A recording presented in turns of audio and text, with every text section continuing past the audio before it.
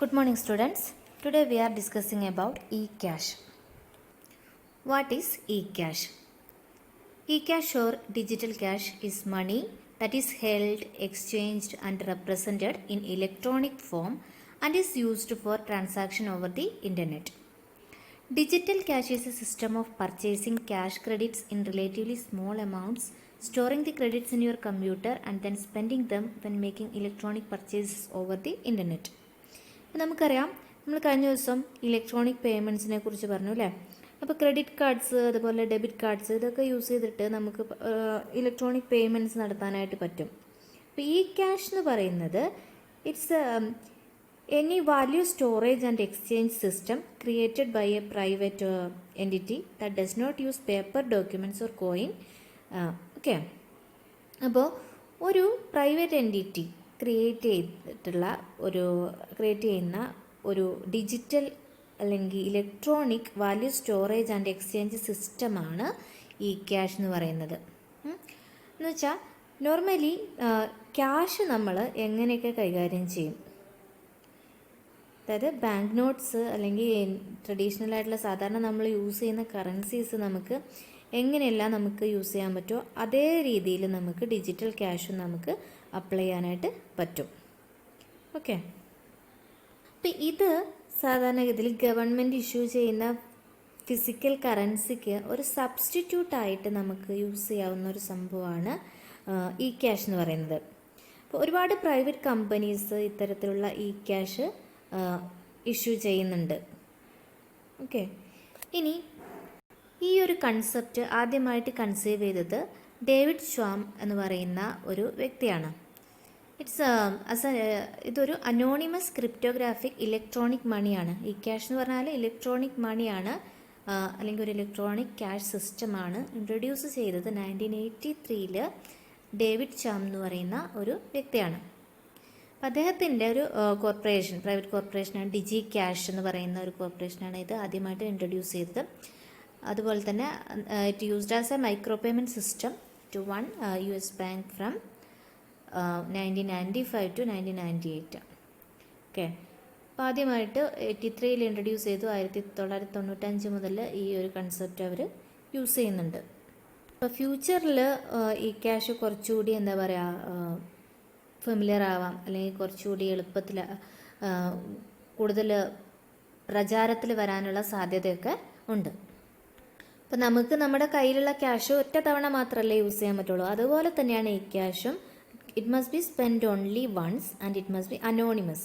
ഇത് രണ്ടുമാണ് ഇതിൻ്റെ ബേസിക് ആയിട്ടുള്ള ഫീച്ചേഴ്സ് എന്ന് പറയുന്നത്. അപ്പോൾ ഒരു വ്യക്തിക്ക് നമ്മൾ സാധാരണഗതിയിൽ ഡിജിറ്റൽ ക്യാഷിനെ മറ്റുള്ള നമ്മുടെ ഫിസിക്കൽ നോട്ട്സിനെ കൈകാര്യം ചെയ്യുന്ന പോലെ തന്നെ നമുക്ക് ബാങ്കിൽ കൊണ്ടുപോയി ഡെപ്പോസിറ്റ് ചെയ്യാനും വിഡ്രോ ചെയ്യാനൊക്കെ പറ്റും. അതുപോലെ തന്നെ നമുക്ക് നമ്മുടെ കയ്യിലുള്ള ഈ ക്യാഷിനെ മറ്റൊരാൾക്ക് അത് ട്രാൻസ്ഫർ ചെയ്യാൻ പറ്റും, പൊസഷൻ ട്രാൻസ്ഫർ ചെയ്യാനൊക്കെ പറ്റും. അതുപോലെ തന്നെ ഇലക്ട്രോണിക് പേയ്മെൻറ്റ്സ് മീൻസ് ത്രൂ ഈ ട്രാൻസാക്ഷൻ ഈ ബാങ്ക് സപ്പോർട്ടോടുകൂടി നമുക്ക് ഒരു കസ്റ്റമർക്ക് മെർച്ചൻറ്റിനുള്ള പേയ്മെൻ്റ് ഒക്കെ നടത്താനായിട്ട് പറ്റും. ഇപ്പോൾ പേപ്പർ കറൻസിയും കോയിൻസും ഒക്കെ പോലെ തന്നെ ഇതിനൊരു കൃത്യമായിട്ടുള്ള വാല്യൂ ഉണ്ടായിരിക്കും, ഒരു ഡിനോമിനേഷൻ ഉണ്ടായിരിക്കും. അതിന് ഒരു തേർഡ് പാർട്ടി അതിനെ ട്രസ്റ്റ് ചെയ്തിട്ടുണ്ടായിരിക്കും. നോർമലി ഗവൺമെൻറ്റോ അത് ബാങ്കിങ് ഇൻഡസ്ട്രീസൊക്കെ പോലെയുള്ള ഒരു തേർഡ് പാർട്ടി അതിനെ ട്രസ്റ്റ് ചെയ്തിട്ടും ഉണ്ടായിരിക്കും. ഇനി എങ്ങനെയാണ് ഒരു ഡിജിറ്റൽ ക്യാഷ് വർക്ക് ചെയ്യുന്നതെന്ന് നോക്കാം.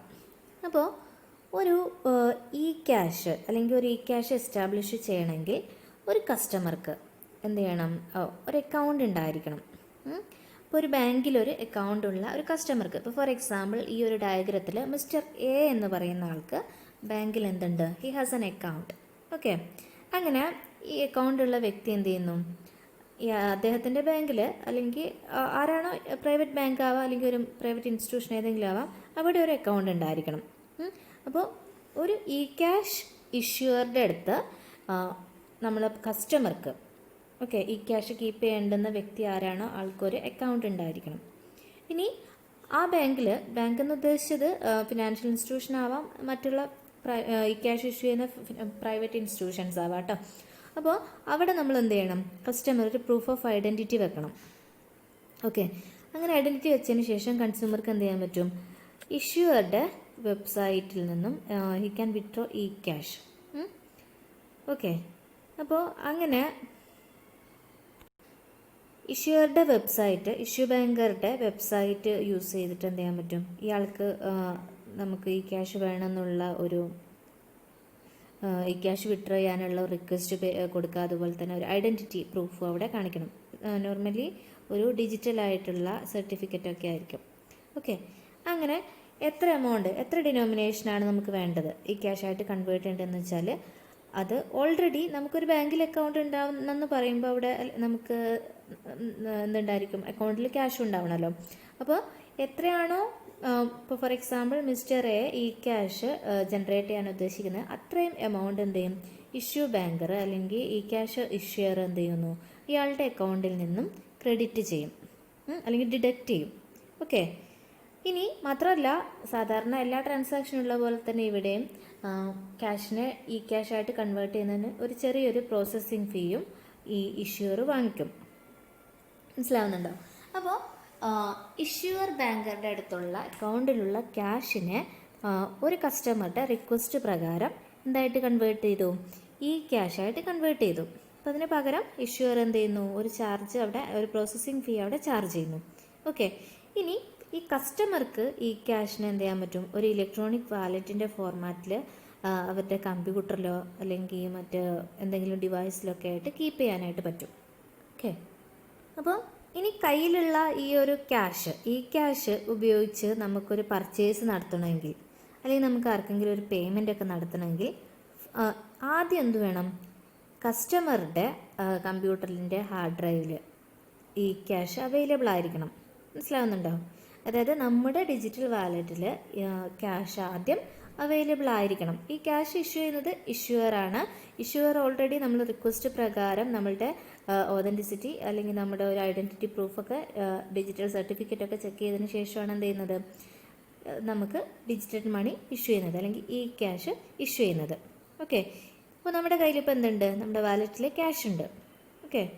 അപ്പോൾ കയ്യിലുള്ള ക്യാഷ് നമുക്ക് എന്ത് ചെയ്യാൻ പറ്റും, നമുക്ക് വിഡ്രോ ചെയ്യാനായിട്ട് പറ്റും. ATM പോയിട്ട് നമ്മൾ സാധാരണ ക്യാഷ് വിഡ്രോ ചെയ്യുന്ന പോലെ തന്നെ നമുക്ക് വേണമെങ്കിൽ വിഡ്രോ ചെയ്യാം. ഇനി മിസ്റ്റർ എ എന്ത് ചെയ്യണം, മിസ്റ്റർ ബിയുടെ കയ്യിൽ നിന്ന് എന്തെങ്കിലും ഒരു പർച്ചേസ് നടത്തിയിട്ടുണ്ട്, ബിക്ക് പേയ്മെൻറ്റ് നടത്താനായിട്ടുണ്ട്. അപ്പോൾ ഈ ഒരു കേസിൽ എന്ത് ചെയ്യുന്നു, ബിക്ക് പേയ്മെൻറ്റ് നടത്തണം.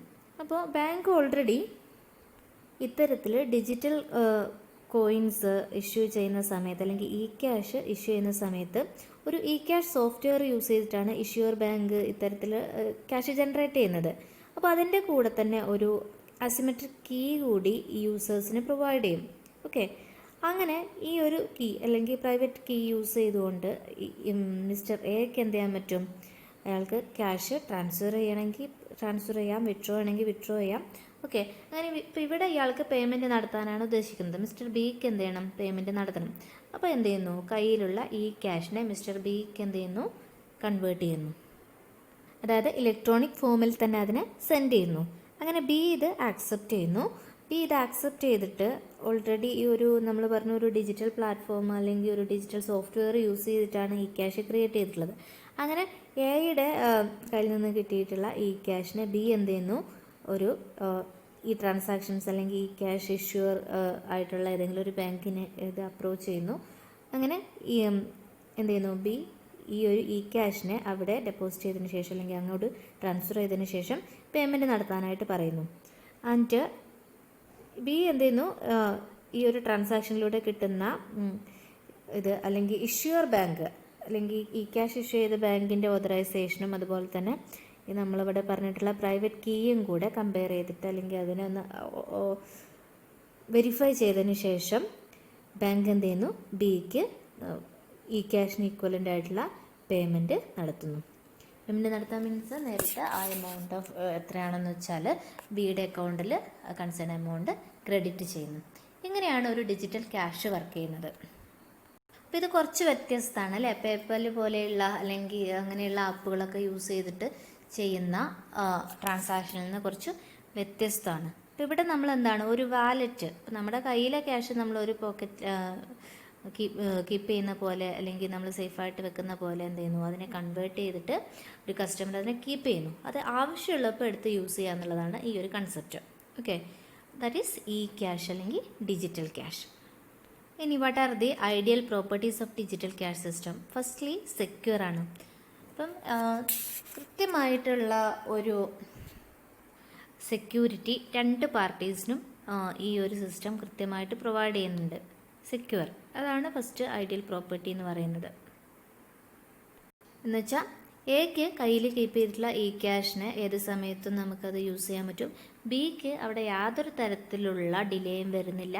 ഈ ക്യാഷിനെ അയാൾക്ക് വേണമെങ്കിൽ എന്താക്കിയിട്ട് മാറ്റാം, ഫിസിക്കൽ കറൻസി ആയിട്ട് കൺവേർട്ട് ചെയ്യാൻ സാധ്യമാണ്. സെക്യൂർ ആയിട്ടുള്ള സംഭവമാണ് ഈ ക്യാഷ് എന്ന് പറയുന്നത്.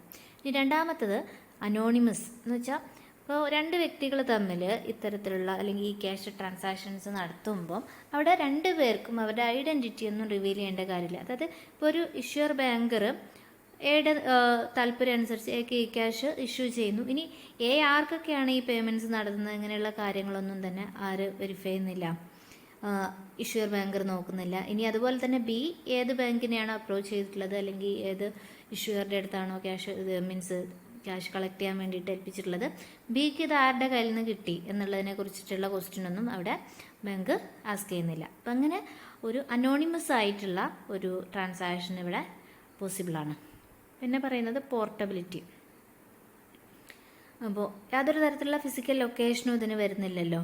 ജസ്റ്റ് നമ്മൾ ഈ ഫോർമാറ്റിലാണ് സാധാരണ ക്യാഷ് പോലെയുള്ള ക്യാഷിനുള്ള ഒരു ഡിനോമിനേഷൻ പോലെ തന്നെ ഡിജിറ്റൽ ടോക്കൺ ആയിട്ടാണ് അല്ലെങ്കിൽ ഈ ടോക്കൺസ് ആയിട്ടാണ് ഒരു സീരിയൽ നമ്പറൊക്കെ പ്രൊവൈഡ് ചെയ്തിട്ടാണ് എന്ത് ചെയ്യുന്നത് ഇഷ്യൂർ ബാങ്കർ ഈ ക്യാഷ് പ്രൊവൈഡ് ചെയ്യുന്നത്. അപ്പോൾ അതിനൊരു ജസ്റ്റ് ഒരു സീരിയൽ നമ്പറൊക്കെ ഉണ്ടായിരിക്കും. നമ്മൾ ട്രാൻസാക്ഷൻ നടത്തുമ്പോൾ ഈ സീരിയൽ നമ്പറൊക്കെ ഒതൻറ്റിക്കേറ്റ് ചെയ്യും അല്ലെങ്കിൽ വെരിഫൈ ചെയ്തിട്ടാണ് ട്രാൻസാക്ഷൻ നടക്കുന്നത്. ഓക്കെ, അപ്പോൾ പോർട്ടബിൾ ആയിട്ടുള്ള ഒരു സംഭവമാണ്. അവിടെ ഫിസിക്കൽ ലൊക്കേഷൻ്റെ ആവശ്യമൊന്നുമില്ല എന്നുള്ളതാണ് മറ്റൊരു പ്രോപ്പർട്ടി.